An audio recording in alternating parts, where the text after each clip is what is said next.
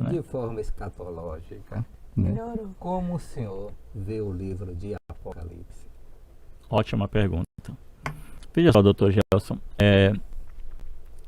eu lembro, aceitei a Cristo com 15 anos de idade, ganhei essa Bíblia aqui de presente, né? Comecei a ler ela desde o primeiro, em um ano eu já tinha lido ela toda, e não parei mais de ler, não tem uma página aqui que é marcada, Gênesis e Apocalipse. E eu me lembro que, de tanto ler o livro de Apocalipse, eu saía falando do Apocalipse por aí, as pessoas me convidavam para falar de Apocalipse, eu saía explicando tudo que eu estava entendendo de Apocalipse, a pessoa ficava maravilhada, como é que não entende tudo isso, eu não entendo nada. Até que eu comecei a estudar teologia, Seminário Batista da Bahia, né? Entrei na turma de 89, e mais tarde eu fui conhecendo o que nós chamamos de gênero literário, as narrativas, as poesias, né? Os evangelhos, as epístolas, né? Os subgêneros, parábolas, enologias, etc. E eu fiquei pensando, conhecendo a hermenêutica também, né? Nós estamos dando curso de hermenêutica toda quarta-feira à noite. E uma das regras da hermenêutica que me surpreendeu é que não se pode tirar a doutrina de literatura apocalíptica. E também que essa literatura ela começou a existir 200 anos antes de Cristo, teve mais ou menos 400 a 500 anos de existência. Existiu 500 anos antes de Cristo, ou 200 anos antes de Cristo e 200 anos depois de Cristo. E cessou esse tipo de literatura. Então já vê a dificuldade de você alcançar qual é o que cada uma daquelas coisas significavam, né? Nós vamos entrar já em detalhes. Então, a palavra, essa palavra que nós chamamos Apocalipse, é uma palavra grega, né? Apo, né? Trazer ou tirar de, né? Trazer longe de, e a calipsis, que é sombra, escuridão. Então, Apocalipse tira da sombra, tira da escuridão. Uma analogia para você entender essa palavra, que também é traduzida por revelação. Tem algumas bíblias que ela é colocada com o nome de livro de revelação, né? Porque ela veio revelar Jesus, é a alma do Apocalipse, né? Ela veio revelar Jesus, não veio revelar as visões, nem veio revelar o que vai acontecer. Ela veio revelar quem é Jesus e a sua vitória. Então, quando você vai tentar entender o que esse livro quer trazer para nós, com essa palavra Apocalipse ou revelação, os mais novos não vão lembrar, mas os tios devem lembrar, na época das antigas formas de você revelar as fotos. Você tirava uma foto, ia com aquele papel que ninguém enxergava nada, entrava no laboratório escuro, tomava um monte de topado e batia a cabeça um monte de tudo quanto é canto, porque não tinha luz, tudo escuro, né? E aí colocava aquele papel que não tinha nada naquele produto químico, e de repente a foto estava aparecendo, você estava revelando a foto, era o apocalipse da foto, né? A revelação da foto. É a mesma coisa. O que é que esse livro, o que é que a literatura apocalíptica quer dizer? Tem algo que está existindo, mas ninguém está vendo. A alma da literatura apocalíptica é o mundo espiritual, é que é o mundo real. O mundo material é ilusão. O mundo material vai passar. O mundo espiritual é que é eterno. E isso vai contra tudo aquilo que a gente enxerga, né? Tem um filme que muito me lembrou isso. Você deve ter assistido Matrix, a trilogia. Sim. Né? Existia o mundo real, que era horrível. E existia o mundo da ilusão, que todo mundo trabalhava, era advogado, ia fazer podcast, né? E tudo normal, né? Descartes já estava falando do gênio mal, que podia estar enganando a gente, né? Então aquele filme tem muito de Descartes. E, na verdade, o mundo real era uma destruição total. E os homens estavam vivendo ali, dormindo do início ao fim, servindo de bateria para a inteligência artificial, né? Então, o Apocalipse tem muito disso. Olha, o que vocês estão passando aqui não dá para ser comparado com o que está esperando vocês no porvir. A vida eterna, o mundo que nós não estamos vendo é que é real. E esse mundo físico que vocês estão vendo é que é ilusão, né? E também veio para dar esperança a isso. Então essa é a analogia. Sobre Aí você pode perguntar assim, mas por que é um livro de difícil entendimento? Ele é de difícil entendimento porque é uma revelação que é dada através de imagens, através de símbolos. E quem vai dizer isso é os próprios primeiros 3 versículos do livro, né? São os primeiros 3 versículos do livro que é a chave hermenêutica para você entender o livro todo. Ele começa assim: revelação de Jesus Cristo, ou Apocalipse de Jesus Cristo. Já começa por aí, não é Apocalipse de João. Sim. É Apocalipse de Jesus Cristo, né? Revelação de Jesus Cristo, a qual Deus lhe deu para mostrar aos seus servos as coisas que brevemente devem acontecer. E pelo seu anjo as enviou e as notificou a João, seu servo. Essa palavra notificou é semanel, que do grego vem da palavra, o verbo semaino, né? É uma notificação ou uma mensagem que é dada através de símbolos, através de imagens. E todas essas imagens que estão no livro de Apocalipse são imagens que estão baseadas em 2 coisas. Em todo o Antigo Testamento, principalmente nos calendários das festas judaicas, anual, né, das festas judaicas que tem durante o ano, e também baseado em Antigo Testamento. Ou seja, é um senso comum que para você entender Apocalipse, você precisa conhecer a Bíblia inteira. Porque Apocalipse está sempre citando imagens do candelabro, do santuário, né, das batalhas, do mundo espiritual, do filho de Deus, do filho das trevas. Então está sempre fazendo essa dicotomia entre o bem e o mal. Mas o que fica é aquela palavra de Billy Graham. Eu não entendo muito. Billy Graham é um grande evangelista, né? A turma, os tiozinhos conhece Billy Graham. Ele dizia: olha, eu não entendo muito do livro de Apocalipse, mas eu estou feliz porque eu li, porque ele deixa bem claro que no final nós vamos vencer. Eu penso que é por aí que a gente deve trabalhar com a literatura apocalíptica, especialmente no livro de Apocalipse. Só para você ter ideia, você tem ao decorrer da Bíblia esse tipo de literatura em Joel 3-4, Zacarias 2-14, Isaías 24-27, 34-35 e principalmente em Ezequiel, que se acredita que foi o que primeiro usou esse tipo de literatura, né? Antes de Daniel? Antes de Daniel.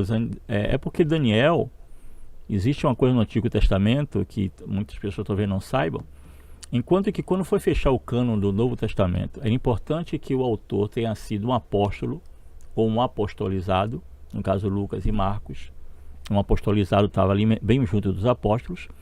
No Antigo Testamento, isso já não é tão importante. Para os judeus, não é importante o autor do livro. O importante é o que está escrito. Se o livro segue uma escola chamada Escola Shalom, que fala que no final Israel vai sair vitoriosa, Israel vai vencer, esse livro era bem-vindo, vai fazer parte do cânon sagrado do povo judeu, né?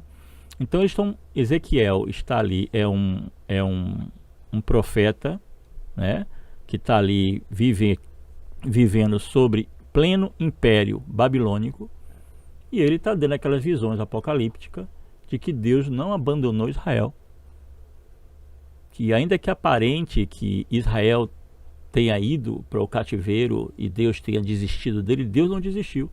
Deus apenas está como um pai disciplinando seu filho e vai trazê-lo de volta, né? Porque havia uma guerra de deuses. Então, se uma nação vencia uma outra nação, é porque o Deus daquela nação era um Deus mais forte do que a nação vencida. Então, como é que Israel vai entender agora que Javé foi vencido por Marduk da Babilônia? Então o sacerdote dizia não, e os profetas diziam não. Marduk não é maior do que Javé, não.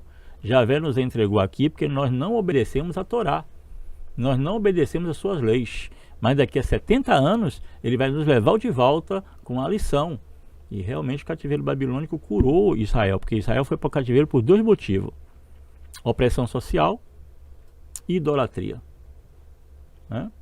E Israel foi curado tão grande desse problema da idolatria que ele não aceitou mais nenhuma divindade que não fosse Javé depois do cativeiro babilônico. Você pode acusar Israel de qualquer pecado, menos de idolatria depois do cativeiro babilônico. Os autores dizem que era mais fácil você ver uma imagem, uma divindade na rua, do que pessoas. E ele tomou pavor daquilo ali, porque foi aquilo que fez com que eles fossem para o cativeiro, além da opressão social, né? O profeta chega a falar que nem Sodoma e nem Gomorra oprimiu o pobre e o necessitado como Israel fez. O problema de Sodoma e Gomorra foi luxúria, foi vaidade, foi outras coisas, mas nunca oprimiu o pobre e o necessitado como Israel fez. Então essa é a mensagem dos profetas para o dia de hoje. Então você tem essa palavra notificou, que é uma palavra através de símbolos, e você tem uma coisa curiosa aqui, ó. Você tem ao todo 9 textos de Apocalipse entre os apócrifos, juntamente com o Apocalipse canonizado do Novo Testamento. Você tem Apocalipse de Enoque, você tem Apocalipse de Baruque, Apocalipse de Adão, Apocalipse de Abraão, Apocalipse de Moisés, Apocalipse de Elias, que é uma continuidade do Apocalipse de Sofonias. Você tem o Apocalipse de Pedro e Apocalipse de Tomé e o conhecido que é canonizado e escolhido para fazer parte do Novo Testamento, que é chamado Apocalipse de João, que nós já vimos aqui que é Apocalipse de Jesus, né?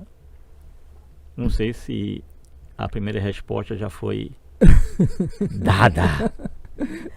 Foi. Agora eu quero uma resposta referente o Apocalipse em relação ao livro de Daniel. Ah, sim. Aí você pode fazer o seguinte, Daniel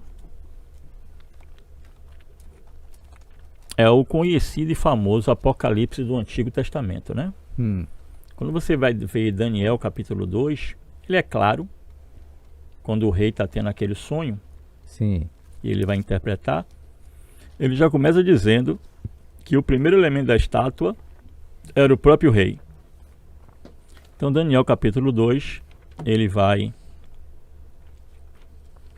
de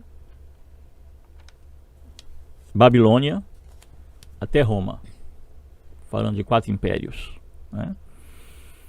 Depois você tem Daniel de 7 a 9, que fala de uma grande abominação que haverá no templo de Jerusalém. Certo. O intérprete de Daniel, essa é a questão interessante. Daniel está falando do que vai acontecer e o Apocalipse já está falando do que aconteceu, né, nesse aspecto, porque Daniel está falando dessa abominação que vai haver no templo, e Jesus disse que essa abominação de Mateus 24, 15, Jesus cita Daniel dessa abominação, dizendo que isso também irá acontecer, né? Nós tínhamos ainda o Etíoco Epifânio, um dos reis que depois da morte de Alexandre Magno ficou sendo responsável pelaquela região da Palestina. Ele queria de todos os jeitos helenizar os judeus. Queria que os judeus abandonassem a sua cultura para fazer com que eles se tornassem cidadãos gregos, né? Tanto é que durante o período interbíblico, no período helênico, os judeus tinham muito problema e os jovens já estavam esquecendo inclusive o pacto da circuncisão, porque os jovens judeus iam participar das Olimpíadas, existiam as lutas corporais e as pessoas que iam lutar, eles se banhavam de óleo para poder sair mais fácil dos golpes. Só que eles lutavam nu, Gelson. E os judeus eram circuncidados, os jovens judeus. Todo mundo dava risada quando via o pinto cortado, né? Então os jovens começaram a ficar com vergonha. Os pais não queriam mais circuncidar os filhos, para que na hora que ele fosse lutar, sem roupa, né, na palestria, né, na palestra, na arena, não fosse mais visto o pacto da circuncisão. Então nós tivemos aí a revolta dos Macabeus, quando Antíoco Epifânio, tentando romper de vez com a cultura judaica, foi lá dentro do templo e sacrificou um porco, que era um animal imundo para os judeus. Isso deu uma revolta que fez com que Israel ficasse livre até chegar ao Império Romano em 64 com Pompeu, ficasse livre quase em 150 anos, né, com a revolta dos Macabeus, que são 2 livros também considerados apócrifos, mas que conta essa história do período interbíblico dos gregos e dos romanos ali naquela região da Palestina, né? Você tem Daniel, você tem a experiência de Daniel, capítulo 2 também. Daniel fala de anjo, fala Daniel, anjo, Jesus e Deus. Apocalipse fala João, anjo Jesus e Deus, né? Daniel termina com a bem-aventurança. Ele diz que bem-aventurado aqueles que ouvem as profecias, né? Apocalipse começa com a bem-aventurança. Então você já vê a relação. Em Daniel 1:9 fala do Messias que virá para morrer. O Apocalipse já fala do Cristo, que já, o Cordeiro que já morreu por nós, né? Então, você tem Daniel falando daquele que vem com as nuvens, 7:13, né? Eu vou pedir que você deixe em Apocalipse 1:7.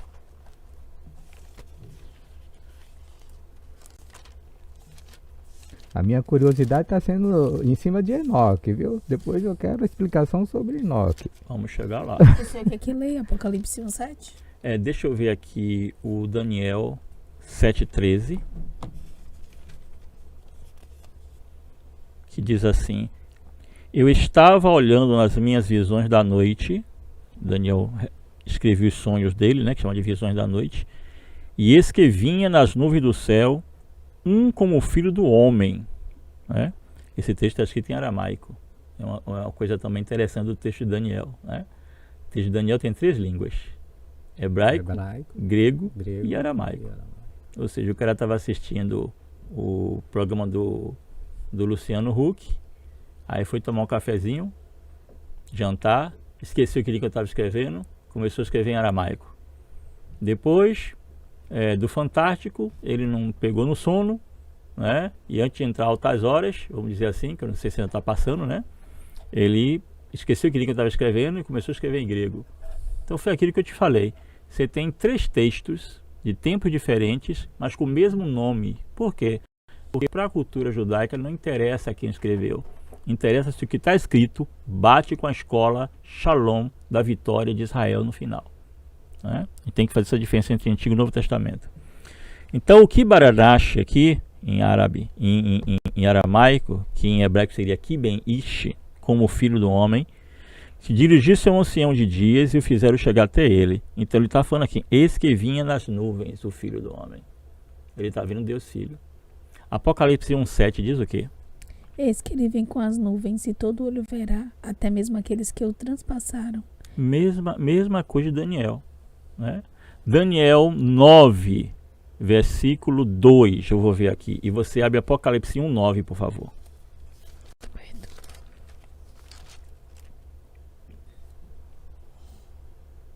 Deixa eu ver Daniel 9. No ano 1º do seu reinado, eu, Daniel, ele também fala isso no 10:2. No 10:2 ele fala: naqueles dias, eu, Daniel, né? Ele fala também no 7, e só eu, Daniel. Aí será Apocalipse 1:9.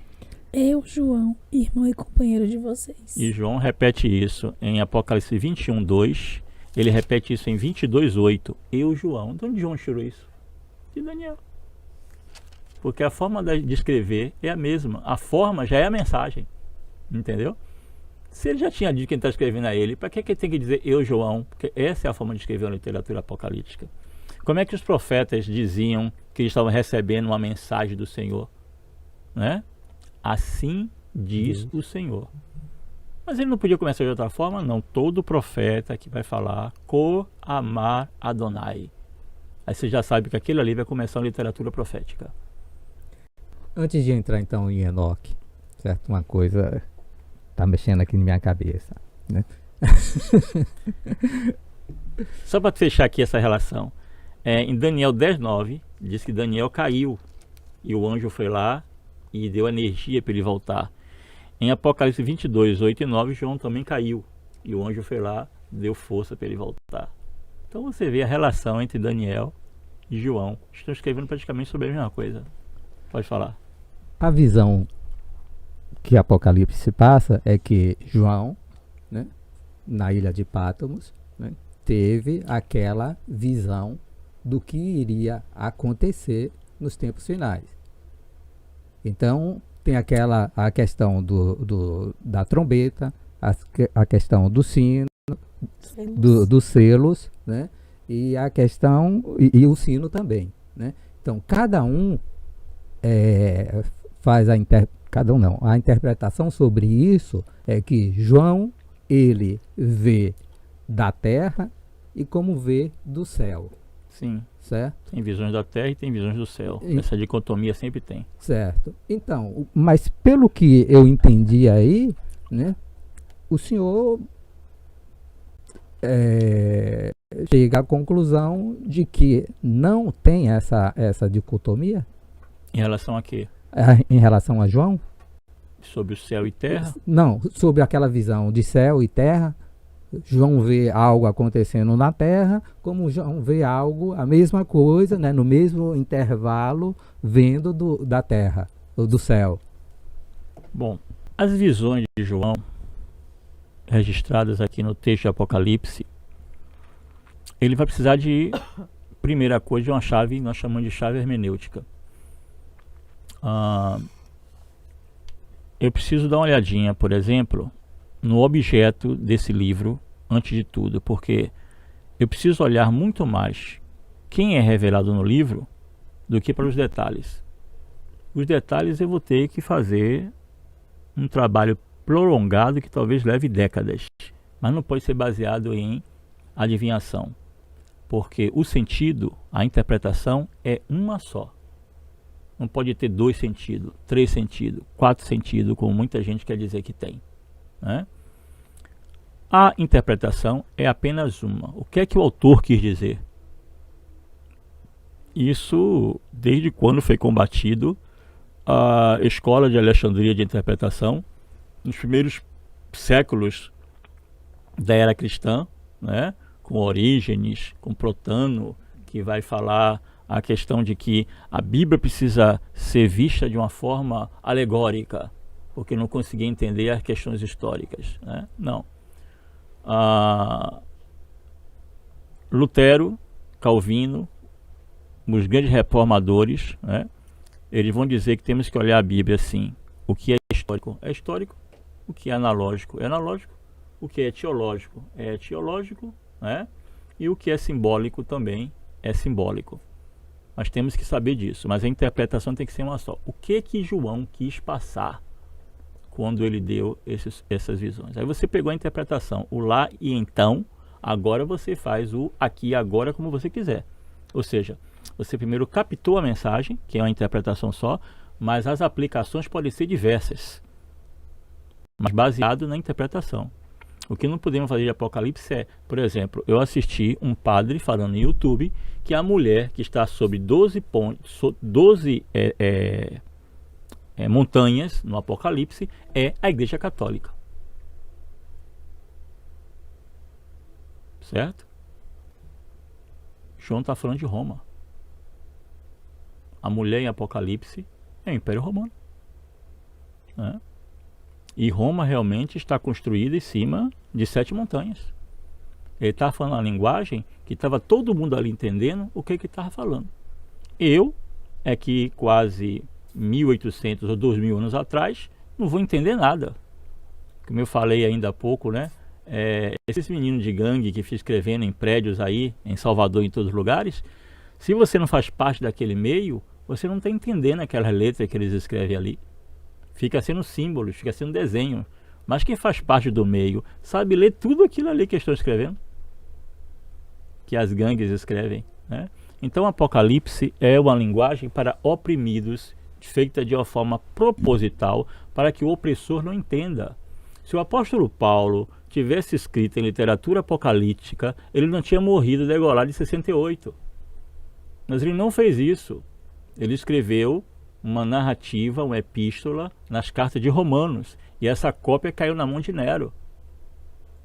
E ele estava dizendo lá que homem dormir com homem, mulher dormir com mulher, era condenável, não somente os que praticavam, como aqueles também que tinham feito essas leis, porque essas eram leis romanas e comuns e normais. Não tinha nada de anormal. Homem dormir com mulher dormir com mulher, não sei na cabeça do judeu Paulo. E Paulo foi degolado por causa da carta aos Romanos. Se ele não tivesse escrito de uma forma tão clara, tivesse escrito de uma forma simbólica, ninguém ia entender. Os romanos não iam entender, né? E talvez como João do Apocalipse, ele morresse de velhice. Então, eu quero escrever algo que meus inimigos não entendam, porque se eles entenderem, a gente vai passar mais perigo ainda. Mas eu quero que vocês entendam, se consolem, se alegrem e aumente a sua fé. Porque ir contra o império é suicídio. Por exemplo, nós temos notícias aqui que no período colonial, quando a Inglaterra, Alemanha, França, quando nações europeias estavam invadindo a África e não queria nem saber de que tribo você era, não queria nem saber de que nação você era, está passando um rio aqui, que uma família mora aqui, nos dois lugares mora a mesma família, ele simplesmente pensava com o pensamento ocidental, dividia, vamos aproveitar o rio aqui, fazer uma fronteira, dividia uma família para lá, a mesma família dividia a mesma família, a partir de agora você é da França, a partir de agora você é da Inglaterra. E ali estava morando a mesma tribo, dividindo os rios. Então como é que eles faziam? Eles iam contra o Império Romano? Ou eles iam contra o Império Britânico? Não, que é suicídio. Mas ele criava uma ideologia de oposição e de resistência. Então, por exemplo, quais eram os espíritos que se manifestavam nos cultos africanos, que eles mais expulsavam lá no meio deles? O espírito de Jesus e o espírito do general Cochrane. Com essa criação religiosa e ideológica, o que está dizendo? Olha, essa religião deles aí é do Satanás, é de espírito ruim, é de gente que não presta. Aí, ó, o Deus que eles adoram fica se manifestando aqui e a gente tem que exorcizar. E o general Cochrane também, que era uma alta patente do exército britânico, tem até uma rua com o nome dele aqui nos Barris, né? Que ele veio ajudar aqui na independência. Esse cara também, o espírito dele também era o que mais se manifestava além do de Jesus. Quer dizer, nós estamos querendo a ideologia que esses impérios que estão sobre nós e nos oprimindo, ele pertence a algo que não presta e nós não podemos nos submeter a ele. Isso está dentro da alma dos romanos. Em Massada foi assim. O que é que o povo de Massada dizia 73 anos, 3 anos depois da destruição do Templo de Jerusalém, né? Em Massada eles diziam que é a luta dos filhos da luz contra os filhos das trevas. Quem são os filhos das trevas? O Império Romano. Então, quando Tito chega lá em cima, na fortaleza de Massada, encontra 3 ou 5 pessoas vivas. Todos tinham cometido suicídio. Botaram suas melhores roupas, suas roupas de festa, né? Tinha um açougueiro lá que sabia matar sem dor.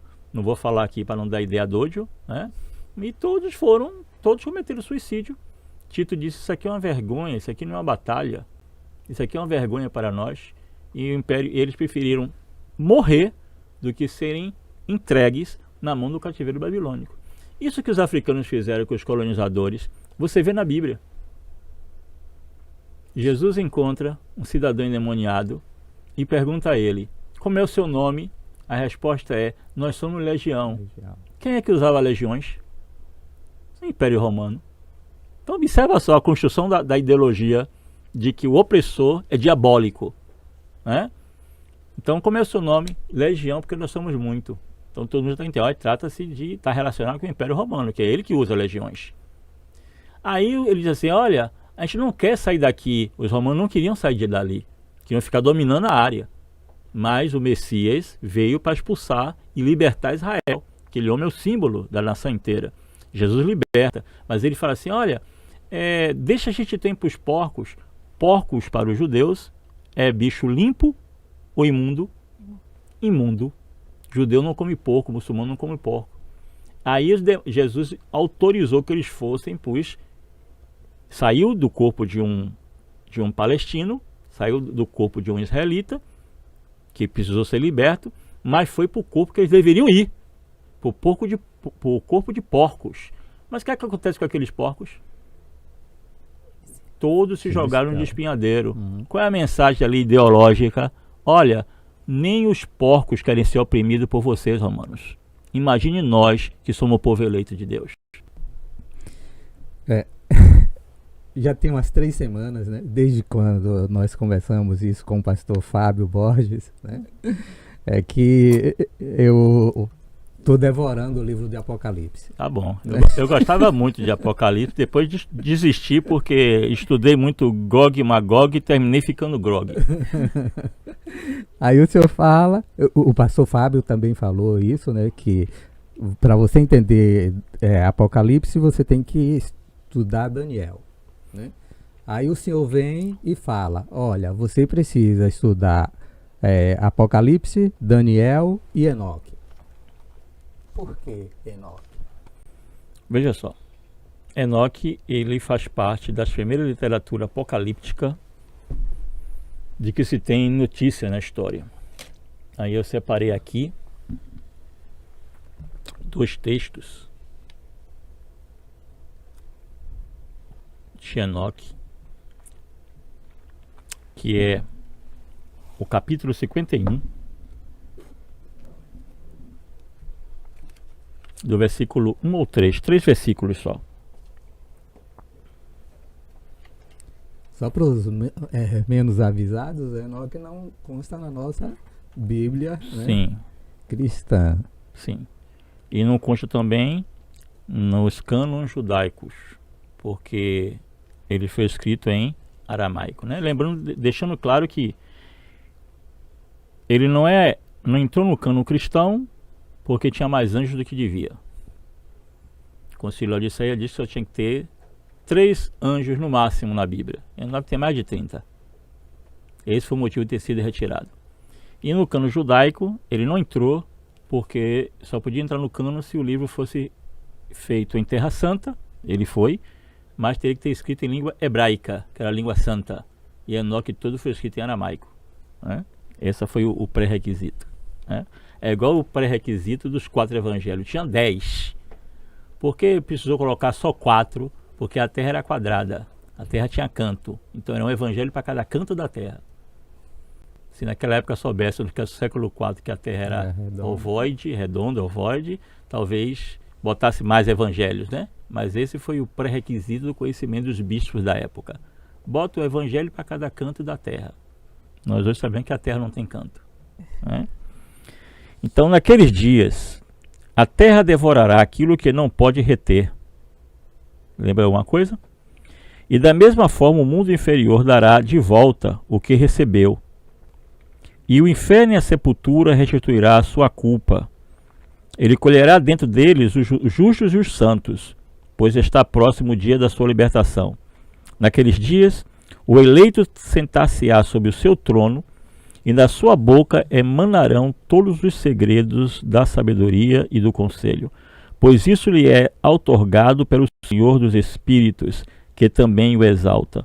Naqueles dias, os montes saltarão como cabritos, e os outeiros purarão como cordeirinhos, saciados de leite, e a face dos anjos do céu resplandecerá de alegria, pois naqueles dias reinará o eleito, o Messias, e a terra se alegrará. Os justos habitarão sobre ela, e os escolhidos sobre ela passarão. Você está lendo uma profecia de Isaías, né? Isaías vai dizer que o cordeiro habitará com o lobo, a criança vai poder brincar com a áspide, né? Agora é claro que os pré-milenistas vão ver nisso aqui o paraíso. É isso que eu já iria dizer. Mas Enoque não está falando disso, né? O pré-milenismo começa a surgir na segunda metade do século XIX. Enoque está aqui antes de Cristo. Ele está dizendo que no dia que o Messias vier, vai começar a acontecer isso, né? Tem outra passagem aqui que é o capítulo 128 que eu achei interessante. Aqui você vai achar mais parecido com Apocalipse. Eu descrevi nos livros todas as recompensas que foram reservadas para eles. Ele determinou-lhes um prêmio por terem sido considerados como homens que amavam mais o céu do que a sua própria vida sobre a terra, e que o louvavam enquanto eram pisoteados pelos homens maus, suportavam ofensas, humilhações e insultos. Mas agora eu chamo a mim os espíritos dos bons, dos que pertencem à geração da luz, transfiguro os que nascerem nas sombras, os que na sua carne não receberam a recompensa de acordo com a sua fidelidade. eu desejo introduzir na plenitude da luz aquele que amaram o meu santo nome, e colocarei cada um no seu trono de honra. Eles haverão de resplandecer por tempos intermináveis, pois a retidão é conforme a justiça divina. Ele recompensa os que permaneceram fiéis nos caminhos da honestidade. Eles haverão de constatar que aqueles que nasceram nas trevas serão lançados, enquanto que os justos hão de resplandecer. Os pecadores levantarão altos gritos ao verem aqueles no esplendor, enquanto eles mesmos devem partir para os dias e os tempos que lhes foram reservados. Juízo final. Pastor, eu fui criado desde gurizinho, né? Eu acho que na barriga da minha mãe. Você ia falar desde pequeno. E cresceu quando? Mas vamos lá. Desde o ventre de minha mãe, né? Minha mãe já me levava na igreja. Então, eu já nasci já dentro da igreja, né? Sempre acreditei, né? E sempre ouvi pregações falando sobre o arrebatamento, né? Então, essa é uma visão premilenista, exato, né? Então, como é que o senhor vê essa questão do arrebatamento? Ótima pergunta. Vamos ver então Mateus 24 e 1 Tessalonicenses 16. Tessalonicenses está chegando. Eu acho que eu vou acabar fazendo com que o senhor mude de... Mateus 24. Mateus, vamos começar então do versículo 31. Mateus? Mateus Eu estava procurando. 31. Mateus 24. Mateus 25, 31. Mateus 25. Isso aqui você pode pregar e ensinar de olho fechado. Mateus 25, 31. Então, Quer ler? Pode ler, fica à vontade. Mateus 25, Até o final, né? de 1 a 25, 31. Vai ser vai ser quase uma paráfrase que vocês acabaram de ouvir de Enoque aqui. 25. Não. Mateus 25, 25, 31, deixa eu ler então. E quando o Filho do Homem vier em sua glória, nós estamos esperando só a volta de Jesus uma vez, não é isso? Virá uma vez. Quando o Filho do Homem vier em sua glória, e todos os santos anjos com ele, então se assentará no trono da sua glória. E todas as nações serão reunidas diante dele, e apartará um dos outros, quando o pastor aparta dos bodes as ovelhas. Para o milenista, esse versículo 32 é o arrebatamento. Esse momento de apartamento um dos outros, né? E porá as ovelhas à sua direita, nesse caso irá para perto de Jesus, que está no céu, certo? Depois vamos ligar isso com Tessalonicenses. Mas os bodes à esquerda. Então dirá o rei aos que tiverem à sua direita: vinde benditos de meu pai, possuí por herança o reino que vos está preparado da fundação do mundo, porque tive fome, ideia de comer, tive sede. Aliás, interessante isso aqui, né? A base do juízo final são as obras, viu, gente? O povo não gosta de ouvir isso, não. Em nenhum momento Jesus disse assim: olha, foi porque você jejuou, foi porque você orou, foi porque você teve fé. Não, olha para aqui, ó. Tive fome e me deste de comer, tive sede e me deste de beber, estava estrangeiro e me hospedaste, estava nu e me vestiste, estava doente e me visitaste, estava na prisão e foste me ver. É claro que isso na prisão aqui são os irmãos que foram presos por amor a Cristo, tá bom? Sei que você é da área de penal, não é que Jesus está mandando você sair fazendo visita nos presídios, como muitas igrejas fazem, não é coisa boa. Mas esses prisioneiros aqui A Jesse Jane esteve aqui, viu? eu sei, e admiro o Jesse de paixão. Aliás, então, mas é só relembrando que esse preso aqui é o que foi preso por amor do Evangelho, tá bom? Sim. Mas se quiser visitar o cara que matou alguém também, não tem problema não, né? Só pincelando. Então, os justos responderão: quando fizemos isso, Senhor? Quando fizeste isso? E o rei responderá. Digo-lhes a verdade. Versículo 40. Em verdade vos digo que quando fizeste isso a um destes meus pequeninos irmãos, tá vendo que eu falei que é os que foram presos por amor a Cristo? Tá falando dos irmãos, né? A mim o fizeste. Então Mesma coisa dirá também que estiver à sua esquerda. Apartai-vos de mim, malditos, para o fogo eterno, preparado pelo diabo e seus anjos. Porque tive fome e não me deste. Não fez nada, né? Não se preocupou com nada, não se preocupou com nada. Uma observação do versículo 40, nessas questões dessas obras aqui, quem vai seguir esse pensamento muito é o irmão de Jesus, né? No livro de Tiago, que não adianta você ter fé só, sem as obras, não significa nada. Né? O pessoal vai falar que Tiago e Paulo tá falando a mesma coisa, só que tem que deixar o deixa disso e juntar os dois. Não é bem não. Paulo fala independente das obras. E Tiago diz, sem as obras, você não vai para lugar nenhum. E hoje nós sabemos, como batistas, que as boas obras não salvam, mas ninguém será salvo sem elas. Tá? Outra observação é porque se você é salvo, você pratica boas obras. Né? Boas obras não salvam, mas ninguém será salvo sem elas. Outras observações é que nesse texto aqui não está falando de que religião cidadã que praticou isso é. Tá? Tá dizendo se ele fez, ele vai para o lado direito. Não está perguntando se você é batista, se é pentecostal, se é espírita, se é de culto de matriz africana, se é budista, se é muçulmano. O texto está aqui. Está dizendo que a pessoa fez. Não está falando que religião a pessoa é. É isso aqui que é a base do juízo final. A base do juízo final, vocês botaram ali, são as obras, segundo Jesus. Tá bom? É que as pessoas são cristãs, mas quando a gente fala o que é que Jesus ensinou, o pessoal fica assim assustado. Recentemente eu dei uma aula de hermenêutica falando que Jesus veio piorar muito mais a Torá. Porque para a Torá, para você matar alguém, você tinha que tirar a vida física da pessoa. Para Jesus, basta você se irritar sem necessidade. Você já é homicida. Piorou. Sim, o senhor fala sobre a base, né? São as obras. Está aqui no texto. Certo. Mas e a fé? A Bíblia fala. A fé, sem as obras, é morta. Quem faz Paulo, né? É. Bom, entre Paulo e Jesus, eu prefiro ficar com Jesus. Mas Jesus também. Porque subentende-se que quem fez isso aqui é porque tem fé.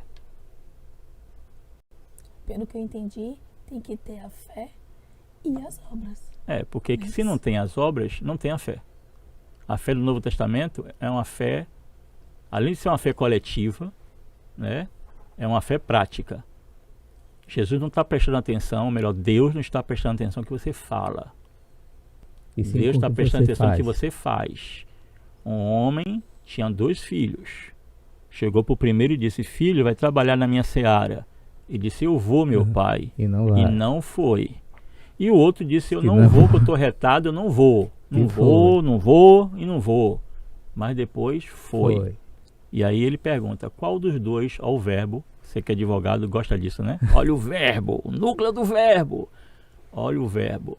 Qual dos dois fez? Não foi qual dos dois falou.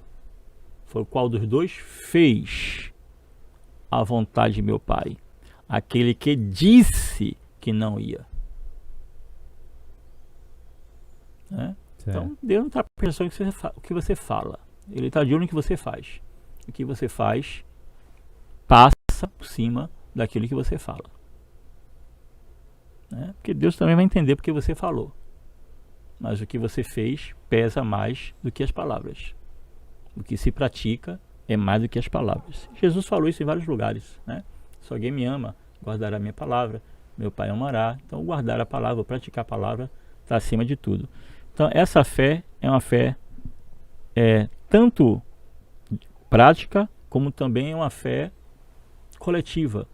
Hoje tem um tal de meu papai, meu papaizinho. Já esqueceram que o pão é nosso. Já esqueceram que o pai é nosso. Uma sociedade tão individualista, o pessoal gosta de chamar Deus só para si. Né? Meu Deus e meu pai. Você está numa oração coletiva na igreja e não se fala nosso Deus e nosso pai, com a igreja toda na sua frente lá. Esqueceram que é nosso Deus e nosso pai. Né? Então é uma fé coletiva. Essa é o que a Bíblia nos fala sobre fé na teologia do Novo Testamento. É uma fé coletiva e uma fé prática. Se você não pratica, você não tem fé. Se você tem fé, você pratica. Né?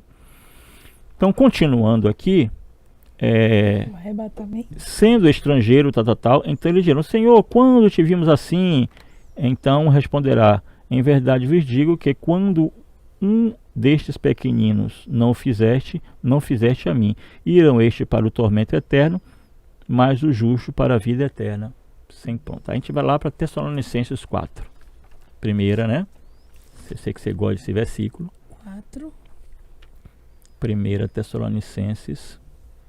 Eu sei que muitas pessoas, quando vê esse versículo, só conseguem ver o arrebatamento da igreja, mas se você prestar atenção mesmo, você vai ver que ninguém está falando de arrebatamento de igreja ali, né?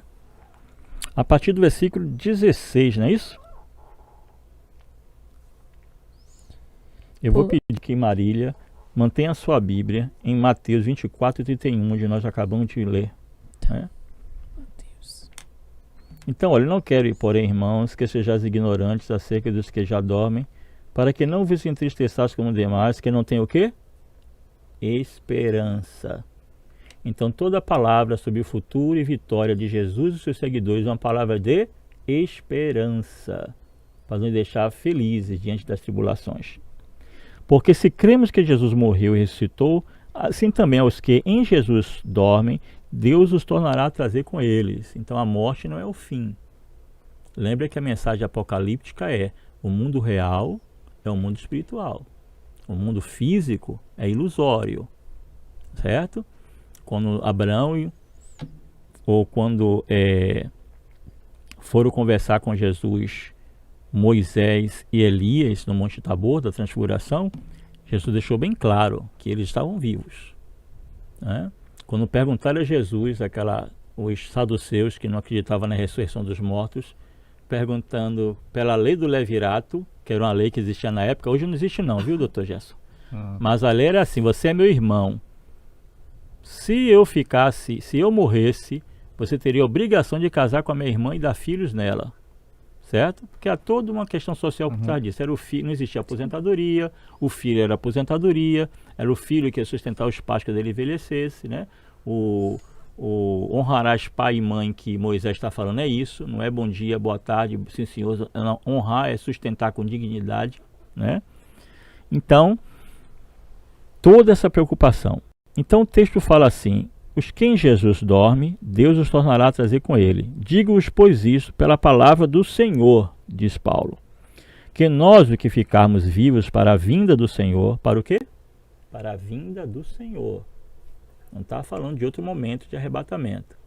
Para a vinda do Senhor, não precederemos os que dormem irão primeiro. Porque o mesmo Senhor, olha só, descerá do céu com alarido, com voz de arcanjo, com a trombeta de Deus, e os que morrerem em Cristo estarão primeiro. Aí Marília, olha aí o versículo 31 de Mateus 24. E ele enviará os seus anjos com grande som de trombeta, e estes reunirão os seus eleitos dos 4 ventos. Porque o mesmo Senhor descerá do céu com alarido, com voz de arcanjo e com a trombeta de Deus. É a mesma conversa. Arrebatamento. Não está escrito arrebatamento aqui, está escrito o dia da vinda de Jesus. No pré-milenista, o arrebatamento não vai ser a vinda de Jesus. Vai ter o arrebatamento da igreja. Sim. Os cristãos vão ficar no céu. Olha como ele acredita. Eu estou falando do pensamento do pré-milenista. Vai ter o arrebatamento da igreja, o povo vai ficar lá no céu fazendo não sei o quê, e aqui embaixo o negócio pegando fogo, né? Não, durante a grande tribulação. Não, durante 3 anos e meio, né? E depois de 7 anos, né? Dividido em 3 anos e meio e 3 anos e meio. Que ninguém sabe que se esse 3 anos e meio é símbolo ou se é literal. Para o milenista isso aí não é literal. Para o pré-milenista é literal. Todos os números que tem em Apocalipse para o pré-milenista é literal. Mas quem conhece a gematria judaica sabe que número não é literal, né? Ele tem um significado por trás dele, tem que ser interpretado. Mas tudo bem. Tem algo na história dos judeus que levou 3 anos e meio.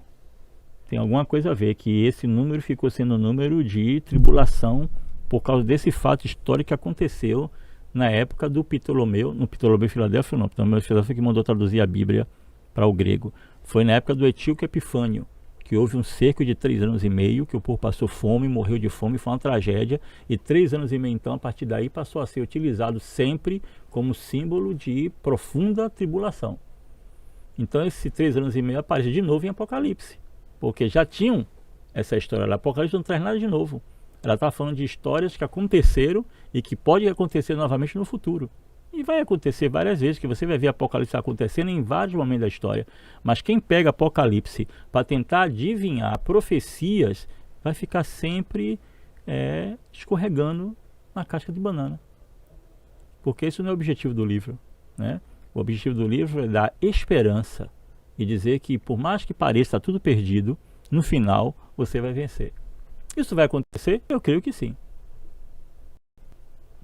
Eu creio que sim. Porque nesse mundo físico, ele foi entregue ao maligno. Ele chegou para Jesus e disse: olha os reinos da terra. Ele me foi entregue e eu dou o que quero. Os homens entregarei de mão beijada. Jesus em nenhum momento disse que ele estava errado. Muito pelo contrário, o mundo jaz no maligno. Então nós estamos em território do maligno, porque legalmente foi dado a ele. Mas quando Jesus vier tomar, tudo novamente voltará a ser do Senhor. Os céus e a terra vai ser a mesma coisa. Aliás, nós cantamos isso, né? Nesse tempo, o céu e terra há de ser a mesma grei, entoando aleluias ao meu rei. E o me chama curioso sobre a questão do pré-milenismo, amilenismo e pós-milenismo, é exatamente que nós vemos igrejas batistas pregando muito mais pré-milenismo, como a nossa declaração de fé da Convenção Batista Brasileira, ou declaração de fé da Convenção Batista Nacional, ela está bem mais para amilenismo e pós-milenismo. E dessas duas, aquela mais se aproxima é do amilenismo. Em nenhum momento há cheiro de pré-milenismo na nossa declaração de fé. Só que nós não pregamos isso como doutrina. Você não vai ver batista militante com amilenismo, com pós-milenismo, você não vai ver. Cada Né? tem a Mas sua o pentecostal ideia. não, o pentecostal ele é militante no pré-milenismo. Eu fui convidado uma vez para uma conferência de 3 dias sobre Apocalipse, e o pregador os 3 dias só pregou pré-milenismo. O pastor me deu até de presente os CDs, né? Não comprei não, graças a Deus. E não converteu o senhor. Fui assistir os 3 CDs em casa e em nenhum momento o pregador falou: gente, existe amilenismo, existe pré-milenismo, existe pós-milenismo. A linha que eu mais concordo é essa aqui. É isso que é uma mensagem acadêmica. Não, o pregador foi pré-milenismo, não deu nenhuma chance. Quem não conhece o assunto não soube nem o que é milenismo, nem pós-milenismo. Era só pré-milenismo. Aí você sai 3 dias de uma conferência dessa. Vai assistir o filme Deixados para Trás. Já está tendo o 3º, né?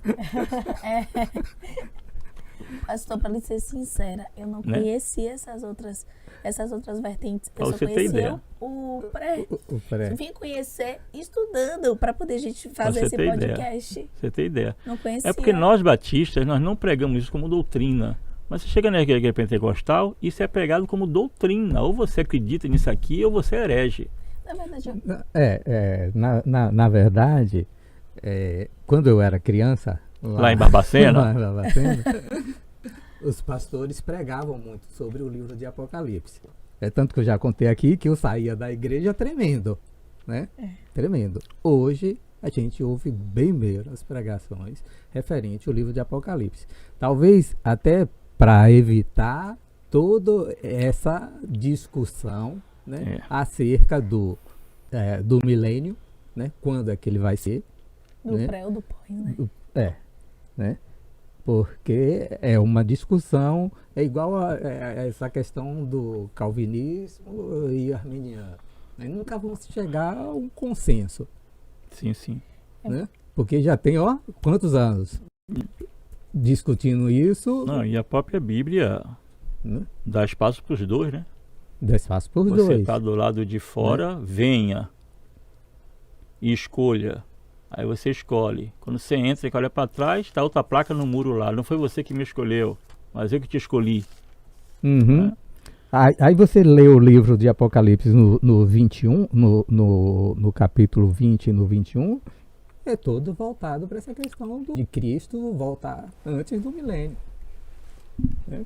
Eu acredito que o pastor pentecostal deve ter se baseado nesse livro, Sim, o pré-milenismo está praticamente baseado em Apocalipse. né? Principalmente no versículo, no capítulo 20 e 21. E essa é a que eu disse no início, a questão é uma questão hermenêutica. Você não pode tirar a doutrina de literatura apocalíptica. Então isso já quebra a perna do pré-milenismo, que está praticamente baseado em Apocalipse. Tudo eles levam como literal, milênio literal. Aí depois vem a questão das dispensações. Estamos na 6ª dispensação e o milênio será a 7ª dispensação. Certo. Aí descobre que vai chegar mais um milênio e não aconteceu nada disso. Aí vai inventar a 8ª dispensação. Por quê? Porque a pessoa fica tentando adivinhar um símbolo de uma literatura que deixou de existir no século IV depois de Cristo. E o cidadão não teve acesso a como interpretar esse tipo de literatura. Ela não existe mais. Você vê quanto tempo você tem que... Se uma das coisas para você ser um bom hermeneuta, um bom intérprete da Bíblia, é você conhecer o que os alemães chamam de Sitzenleben, o contexto vital. Como é que você vai conhecer um contexto vital de uma literatura que não existe mais? E se você não tem acesso ao contexto vital, é muita coragem você querer interpretar isso. Tem um livro que eu quero que você leia, é do pastor Rosivaldo Araújo, saudosa memória, um grande mestre. Ele pediu para eu ler e fazer uma avaliação teológica do grande júri 1, que ele gosta muito de escatologia. Pastor Rosivaldo Araújo explicava Apocalipse, eu ficava babando assim, meu pai, onde é que ele acha tudo isso? E achava a Prússia, e achava a Alemanha, e achava não sei o quê, e achava a Inglaterra não sei aonde. Falei, onde é que ele vê tudo isso? Aí com o tempo, ele soube que eu tinha me tornado o pior tipo de teólogo, o teólogo exegeta, né? Aí a filha dele deu meu nome. Se fosse um teólogo, um advogado. É... Só uma dúvida. Eu nem sei se tem mais exegese em direito, né? O que seria o teólogo exegeta? Que eu não conheço. O teólogo exegeta é aquele que vai trabalhar com texto. Só para você ter ideia, não sei se você já fez essa atividade em exegese do Novo e do Antigo Testamento. Para você interpretar um corte, nós chamamos de perícope. Porque a Bíblia, quando ela foi escrita, não tinha capítulo nem versículo. Isso foi colocado na Idade Média. Então você tem que saber onde é que começa o discurso e onde é que acaba. Então você achou aquilo ali. Você achou onde começa e achou onde acaba. Para os alunos fazerem uma exegese desse texto, saber o que realmente está sendo dito ali, leva de 20 a 30 laudas. Trabalho de 6 meses. Como é que o cara bateu o olho aqui agora e já sabe o que é? Outro. Quando a criatura é outra coisa. Né? É outra coisa. Basta a pessoa raciocinar, a pessoa vai dizer, vem, como é que essa mulher é uma mulher de vida duvidosa e fizeram com que os homens de Samaria viessem ouvir Jesus? Fizessem com que os homens dessem crédito, desde quando no primeiro século, uma mulher com vida duvidosa ia ter crédito de homens? Ninguém para pensar nisso. Mas ouviu o tempo todo que a mulher estava pegando o marido dos outros e o que ela tinha agora não era dela. A conversa é outra ali, é uma conversa política. Né? Então, são atividades que os alunos falam assim, agora eu vou pegar a Bíblia com baixo cuidado. E eu não tenho medo de dizer, não. A Bíblia foi colocada na mão das pessoas, as pessoas podem ler, mas precisamos ter uma certa humildade. Porque eu continuo dizendo que a Bíblia não é um livro para ser entendido por Zé da Esquina. É um livro milenar. É um livro que tem mais de 12.000 anos. A pessoa está pegando um texto que foi escrito há 100 anos atrás, já tem dificuldade de interpretar. Você pega um texto de língua portuguesa que diz que o marido enciumado foi tomado pelo ódio quando viu a mulher conversando com seu amigo e tomado pelo ódio matou os dois. Aí você vai dizer que absurdo. Como é que o cara mata a mulher porque estava conversando com o amigo dela? Sim, mas há 100 anos atrás a palavra amiga era amante. As pessoas viviam amigadas. Hoje já não é mais. Então se 100 anos a palavra já mudou, já tem outro sentido, imagine 2.000 anos atrás. E outra coisa, você está lendo uma tradução. Você não está lendo a língua original. Uma frase de Martinho Lutero que muita gente não gosta, sabe qual é? Sem filologia não existe teologia. Ou seja, sem conhecer as línguas originais que a Bíblia foi escrita, grego, aramaico e grego, não existe teólogo. Quem é que vai gostar dessa conversa? Quantos no Brasil, que se formaram em seminário e se dizem teólogos, está lendo o texto grego, está lendo o texto hebraico, está lendo o texto aramaico, indo direto no texto da língua, a Bíblia original não existe, mas a língua original que o texto foi escrito existe. Quantos leem? Pouquíssimo. Então ele depende da tradução. Por exemplo, quando eu era pequeno lá em Barbacena, imitando o Dr. Gelson, eu ficava imaginando, e tem seitas Marília também. Tem seitas nos Estados Unidos que é assim, viu? Ficar pegando em serpente, tomando mordida, de vez em quando morre um, né? Pegarão em serpente e não lhe farão mal algum. Aí você descobre que esse texto foi colocado em Marcos depois do 6º século. Não é um manuscrito. A crítica textual deixa isso bem claro. Aí você diz, rapaz, o cara estava lá querendo pegar em cobra venenosa, porque o texto diz, pegaram em serpente e não farão mal algum, e Jesus nunca falou aquilo. E tem outros e outros textos que algumas bíblias têm o cuidado de colocar em colchete, não sei se vocês já viram, né? E embaixo está avisando lá, não consta nos manuscritos mais antigos. E a pessoa não tem acesso a isso. E outra coisa, Gelson, não tem quem ensine. Do século III para o século IV, quando o cristianismo se tornou a religião oficial do Império Romano, entrou uma multidão, tanta gente se tornando cristã, e não tinha mestre para ensinar nada para esse povo. O povo saiu se corrompendo a rodo, porque não tinha mestre para ensinar. Pastor, eu tenho uma pergunta que não tem nada a ver com... Só voltando para Gerson aqui. Então, Gerson, quando você for ler 1 Tessalonicenses 16 a 18, não veja arrebatamento aqui não, que Paulo nem pensa em arrebatamento aqui, viu? Ele só está falando que Jesus vai voltar, os mortos vão ressuscitar, os vivos serão transformados e irão encontrar com eles nos ares.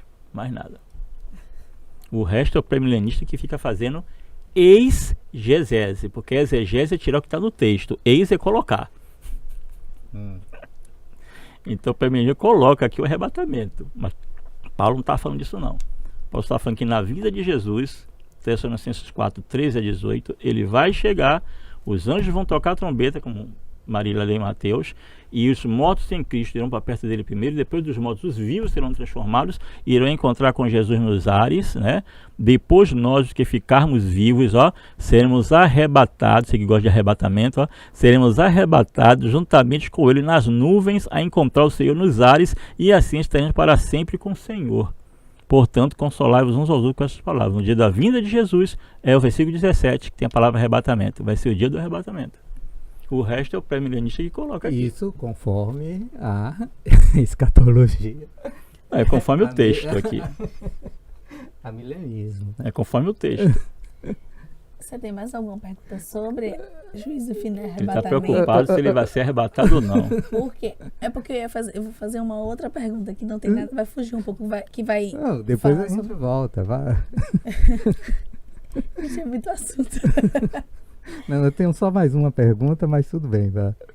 Não quer finalizar, Não. Tá. A minha pergunta é o seguinte. Obviamente, com todo o respeito do seu conhecimento. E assim, eu não tenho conhecimento nenhum, né, dessas questões mais técnicas dos estudos teológicos. Eu falo como uma cristã que abre a Bíblia e leio. Quando o senhor fala dessa questão da interpretação, de ter que conhecer essa questão da exegese, enfim, toda essa interpretação de uma forma técnica, né, de bastante conhecimento, como é que a gente aplica, porque isso já foi tratado em outros podcasts, a questão da interpretação de um Zé da esquina, que ele abre a Bíblia e ele interpreta, e ali ele vê que o Espírito Santo fala com ele. Como é que o senhor, como pastor e professor, consegue separar isso para dizer assim, não, ele também está interpretando a Bíblia da forma que o Espírito Santo está falando com ele? O senhor entendeu a minha Boa pergunta? Pessoal, tem textos na Bíblia que são facílimos, né? Isso acontece também nos códigos, né? Aqueles textos que são fáceis, não precisa de interpretação. O cara não vai estar lá, matar alguém. Não, mas o juiz entendeu que é matar intelectualmente. Ninguém está comprando mais o livro do cara porque você criticou o livro dele. Não, é matar mesmo, não é matar intelectualmente, né? Matar socialmente, né? É tirar a vida da pessoa. Mas, do jeito que a coisa... Aí pode aparecer alguém interpretando de outras coisas. A interpretação, Marília, é uma só. Se é o Espírito Santo que está dando, o Espírito Santo vai guiar ele na verdade. Entendeu? Por exemplo, eu vi um pastor falando, isso muito influência católica, né? Que Jesus não nasceu de forma normal por Maria. Pastor leigo, muito querido meu. Que quando Maria adormeceu, quando Maria acordou, Jesus já estava enroladinho do lado dela. Quer dizer, por que eu penso nisso? Porque no Ocidente, tudo que tem a ver com sexo é pecado, é tabu. E outra coisa, para os católicos, Eu tinha o pastor José Dias, pastor presbiteriano, que Deus o tenha em paz, um homem muito sábio. Ele dizia que todos nós somos católicos hereges. Então Maria foi para o céu virgem para os católicos. Então Jesus jamais poderia ter passado pelo canal virginal, senão Maria deixaria de ser virgem. Então uma solução para isso é o quê? É isso aí. Maria dormiu, quando acordou, e Jesus estava do lado. Quando foi que isso aconteceu? Nunca. Mas isso se cria, se ensina, ele ouviu e repete. Então tem muitas pregações que são assim, copia e cola. Eu ouvi isso desde criança e virei pastor, e é isso que eu vou pregar. Eu ouvi isso desde criança e virei pastor, e é isso que eu vou pregar. E eu ouvi isso desde criança, virei pastor, e é isso que eu vou pregar. Isso acontece com a questão da ceia, né? A ceia, ao longo dos cristianismos, do tempo dos cristãos, inclusive pela conversão dos celtas na Inglaterra, que eles eram muito rígidos da sua religião, e emprestaram essa rigidez. Os celtas inventaram o confessionalismo, o você confessar as coisas por vigário. E o que acontece? Hoje tem igrejas que só pode participar da ceia quem é adulto e quem é membro. Aí quando você vai para o Novo Testamento, você vê que a ceia eram as festas ágapes. Desde quando você vai para uma festa, fazer uma celebração e deixa seus filhos em casa? Ou se seus filhos forem para essa festa, você não pode comer não, porque... desculpe, vocês não podem comer não porque vocês não são batizados. Você não pode tocar em nada dessa festa aí, nem comer nem beber, porque vocês não são membros da igreja. Você acha que isso acontecia no primeiro século? Claro que não. A pessoa levava a família toda, e a família toda comia, a família toda bebia. A ceia não era esse copinho de suco de uva, não era esse pãozinho pequenininho, era aquele banquete como se fosse nossa ceia de Natal. Então não participava. Então onde foi que se criou essa ideia que só membro e só adulto participa da ceia? Invenção ao longo da história. E ninguém questiona isso, porque é copia e cola. Ouvi de meu avô, que ouvi de meu pai, e eu estou fazendo, e meu filho também vai copiar e colar, e vai fazer a minha coisa, e esse hábito vai perpetuar na igreja. Simplesmente assim. Tem igrejas que são piores. Se você estiver em pecado, você não toma a ceia. Ora, a teologia do pecado é bem claro na Bíblia, né? A igreja, para a maioria dos cristãos, reduziram o pecado em 5 coisas: pecados sexuais, roubo, matar, mentir. A gente fica procurando mais pecado e não acha. A pessoa não entende que chegar atrasado no local, na igreja, podendo chegar cedo, é pecado. A pessoa não entende que quando ele pode fazer o bem para alguém e não faz, é pecado. Tá na Bíblia isso. Mas a pessoa seleciona. A pessoa não entendeu que no Novo Testamento agora, o adúltero não é o que tem conjunção carnal não, é o que pensa, é o que deseja. E a pessoa não aceita isso. Aí o cara diz, não, eu não sou adúltero não. Amigo, se algum dia você já desejou, viu um rapaz malhado e disse, me segura, como ouvia essa irmã falar, me segura Jesus, viu uma irmã, uma bonita, né? Se você nunca fez isso, você está tranquilo. Mas se você já fez, você cometeu adultério, está lá. Sermão do Monte, norma de conduta, foi Jesus. Você estava melhor com Moisés, né? Aliás, Moisés é bem melhor do que Jesus nesse aspecto. Porque Moisés, uma irmã fala assim, pastor, eu escolhi como título do meu TCC em teologia, o amor ao próximo em Jesus. O que é que você acha? Eu falei, não vai dar certo não, minha irmã. Por quê? Porque o amor ao próximo é Moisés. Jesus manda amar como ele nos amou. O negócio ficou mais complicado, entendeu? Amarás o próximo como a ti mesmo é a Torá, é Moisés. Jesus disse, o meu mandamento é este, amai-vos uns aos outros como eu vos amei. O bicho pega. É verdade. Ô, pastor, para a gente encerrar, que nós já estamos estourados. Viu que eu disse que ia ter que ser uma série? Eu já sabia. Esse novo céu e a nova terra. Ótimo. Isso dá pano para as mangas. Mas resumidamente. A gente finaliza na próxima. Eu tenho um artigo. A ambiência está no YouTube, se você falar, Newton Marinho, né? A gente apresentou lá na Unicamp, Universidade Católica de Recife, que fala desse ciclo da história que é oriental. Nós começamos no Éden e vamos terminar no Éden. Certo. Só que na língua hebraica nós tínhamos o Gan, que é a palavra hebraica para jardim. No grego, nós temos a plateia. Nós temos a polis e nós temos a plateia. Nós temos a cidade e nós temos a praça. Mas nessa praça, no texto de Apocalipse, está a mesma árvore que estava no Éden. Está no mesmo lugar, com nomes diferentes. Nós vamos voltar para o mesmo local de sempre. Certo? Alguns textos bíblicos dizem isso, eu não gosto muito de aprofundar, porque o pessoal disse que a gente é testemunho de Jeová. Mas o texto dos profetas diz que Deus deu a terra aos filhos dos homens. Então haverá uma recriação. Na palavra hebraica, criar e recriar é a mesma palavra. Criar e renovar em hebraico é a mesma palavra. Então essa terra será renovada, será recriada. E não importa se isso aqui vai ser terra ou se vai ser céu. Se Deus está lá, O importante é que isso aqui é o céu. Né? Como Éden. Né? Você já tinha o Éden, que significa lugar de delícias. Porque Deus primeiro fez toda uma ambiência confortável, para por último colocar o ser humano lá, em Gênesis. Então você já tem Éden, que é um lugar de delícias. Dentro desse local de delícias, que é Éden, Deus ainda fez um jardim. Por quê? Porque toda na tarde ele ia lá conversar com o ser humano. Então o que é a vida? O Dr. Ágabo uma vez falou isso, né? O que é a vida? É um passeio com Deus toda a tarde no jardim, conversando com o seu amigo. Né? Então em Apocalipse você tem uma praça, essa praça você tem também a árvore da vida lá. É o mesmo local. E outra coisa, a Nova Jerusalém não sobe para o céu. A Nova Jerusalém desce do céu. Se ela desce do céu, ela vem para aqui. Por que é a Nova Jerusalém? Porque quando ele escreve isso, a antiga foi destruída por Roma. Não tinha mais nada. Né?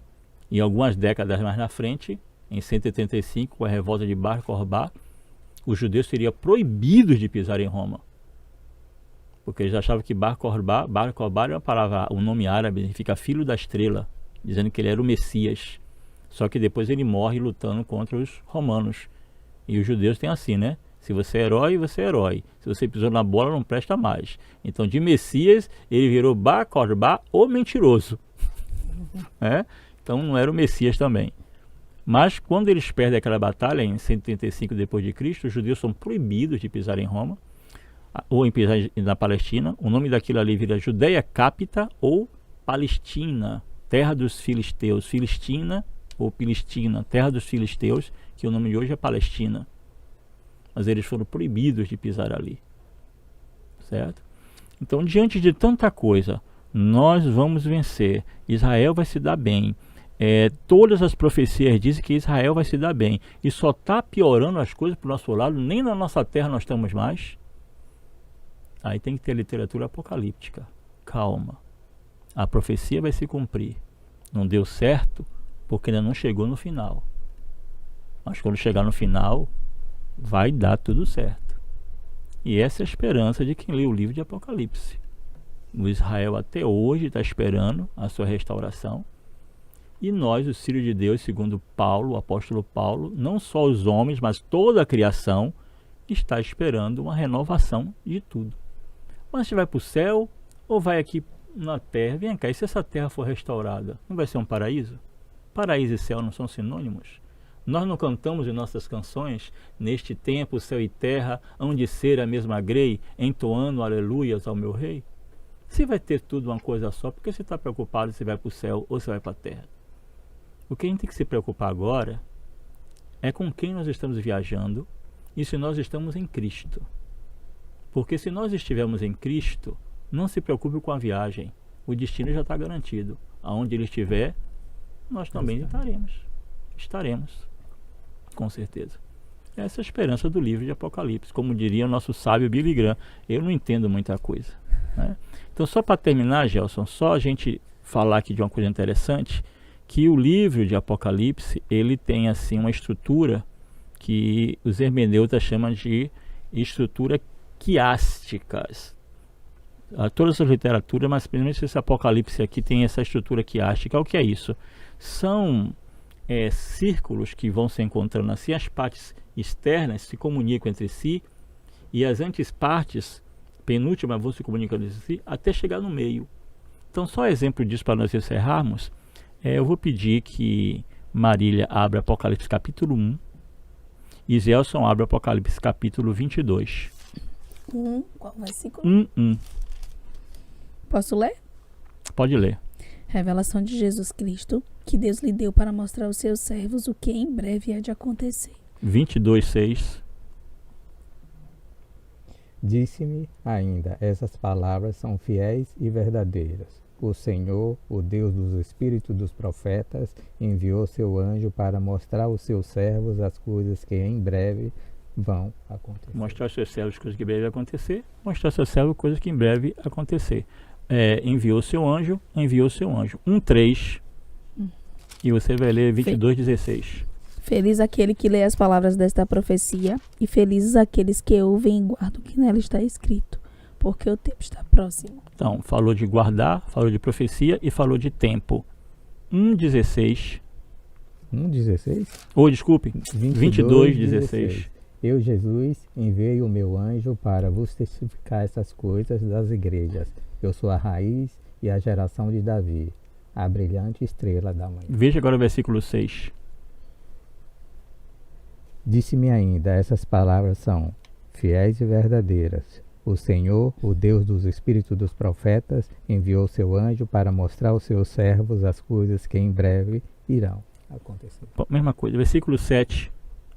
Eis que venho sem demora. Bem-aventurado aquele que guarda as palavras da profecia deste livro. Mesma coisa, versículo 10. Disse-me ainda, não seles as palavras do profeta deste livro, porque o tempo está próximo. Mesma coisa, só para finalizar, Apocalipse 1:8 e Apocalipse 22:13. Eu sou o Alfa e o Ômega, diz o Senhor Deus, o que é, o que era e o que há de vir, o Todo-Poderoso. 22:13. Eu sou o Alfa e o Ômega, o primeiro e o último, o príncipe e o fim. O princípio e o fim. Então você vê que não foi um livro que a pessoa sentou e falou assim, eu vou resolver escrever.